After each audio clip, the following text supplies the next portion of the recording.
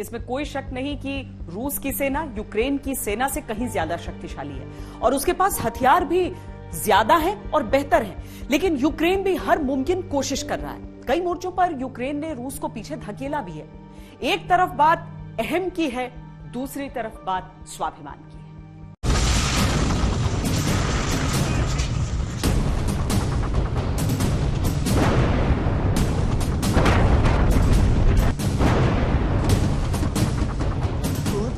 एक तरफ रूस ने कीव की जबरदस्त घेराबंदी कर रखी है, तो दूसरी तरफ यूक्रेन ने कीव को बचाने में पूरी ताकत लगा दी है। ज़ेलेंस्की जानते हैं कि कीव गिरा तो युद्ध हाथ से गया। पुतिन को भी ये मालूम है कि कीव हाथ आया तो वो लड़ाई जीत जाएंगे, क्योंकि कीव राजधानी है और यही है प्रेसिडेंशियल पैलेस भी। लेकिन ज़ेलेंस्की डटे हुए हैं।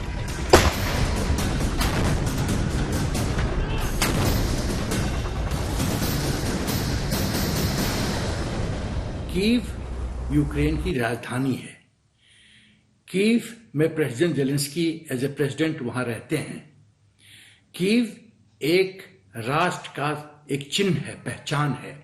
तो जब तक कीव नहीं गिरेगा तो ये आप समझिए यूक्रेन ने पूरी तरह से सरेंडर नहीं किया है।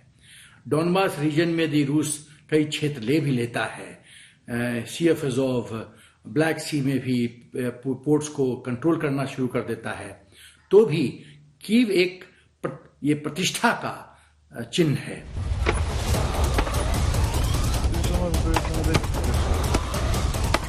यूक्रेन की सेना ने हिट एंड रन की स्ट्रेटजी अपनाई है।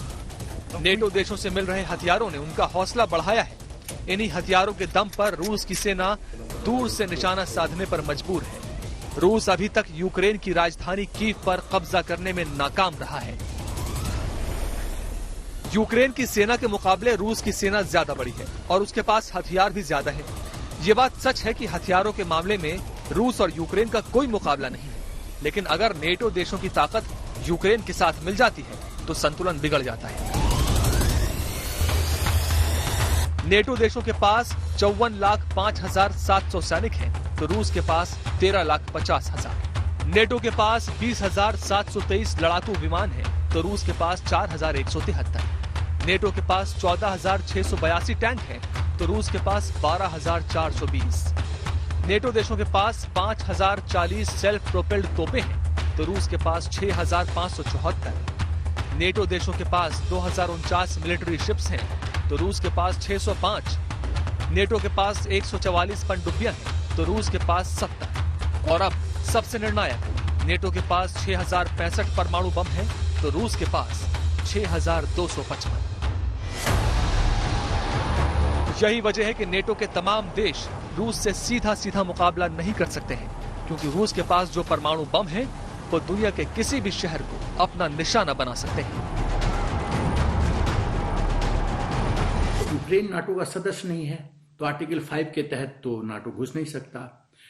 दूसरी बात है कि यदि नाटो घुसता है यूक्रेन में, military boots on the ground लाता है, ट्रुप्स फिजिकली लैंड करते हैं, तो ये वर्ल्ड वॉर 3 होने से कोई रोक नहीं सकता। तब रूस कहेगा ये वर्ल्ड वॉर 3 है और विश्व युद्ध 3 छिड़ेगा। लेकिन फिर भी यूक्रेन ने रूस के 15,000 सैनिकों को नुकसान पहुंचाने का दावा किया है। नेटो का अनुमान है कि अब तक 7,000 से 15,000 रूसी सैनिक अपनी जान गंवा चुके हैं।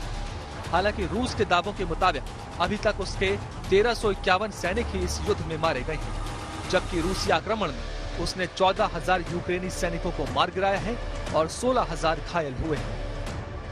हालांकि रूसी अखबार कोमसोमोल्स्काया प्रवादा के मुताबिक 21 मार्च तक रूस यूक्रेन युद्ध में 10,000 रूसी सैनिक मारे जा चुके हैं। अखबार ने रूसी रक्षा मंत्रालय के हवाले से यह खबर छापी थी, लेकिन बाद में इस खबर को हटा लिया गया और कहा गया कि अखबार की वेबसाइट हैक कर ली गई है, जिसके कारण गलत आंकड़ा सामने आ गया।